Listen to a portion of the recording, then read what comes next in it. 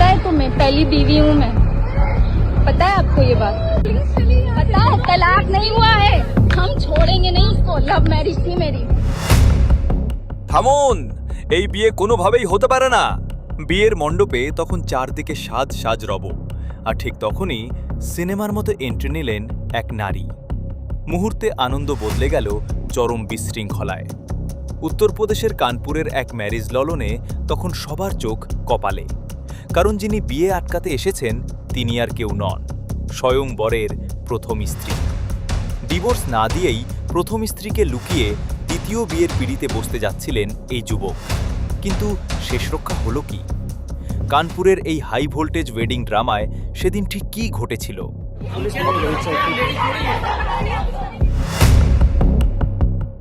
ঘটনাটি উত্তরপ্রদেশের কানপুরের একটি ম্যারেজ লনের। আর 5টা সাধারণ বিয়ের মতোই সেখানে চলছিল আনন্দ উৎসব। বর বিয়ের পোশাকে প্রস্তুত, কনেপক্ষ আনন্দে মাতোয়ারা। কিন্তু এই উৎসবের মাঝেই হঠাৎ বাজ পড়ে। মণ্ডপে প্রবেশ করেন এক ক্ষুব্ধ নারী এবং সোজা জানিয়ে দেন এই বিয়ে অবৈধ।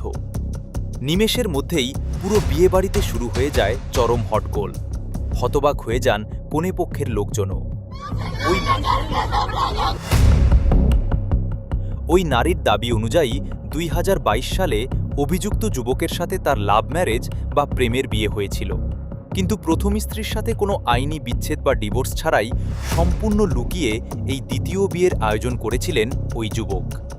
গোপন সূত্রে স্বামীর এই নতুন বিয়ের খবর পেয়ে নিজের বোনকে সাথে নিয়ে সোজা ম্যারিজদনে হাজির হন ওই ক্ষুব্ধ নারী এবং প্রবল প্রতিবাদ শুরু করেন।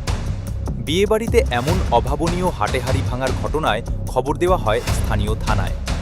পরিস্থিতি হাতের বাইরে যাওয়ার আগেই পুলিশ ঘটনাস্থলে পৌঁছায়। বিয়ের মণ্ডপ থেকে বরকে সোজা হেফাজতে নেয় পুলিশ। পুলিশের তরফ থেকে জানানো হয়েছে পুরো ঘটনার তদন্ত চলছে।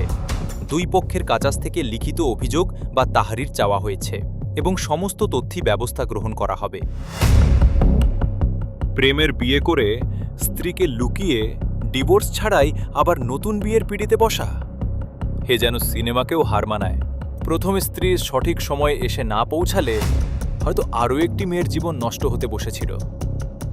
বিয়ের মতো পবিত্র সম্পর্ককে নিয়ে এমন প্রতারণার ঘটনা আমাদের সমাজের কোনো চিত্র তুলে ধরে?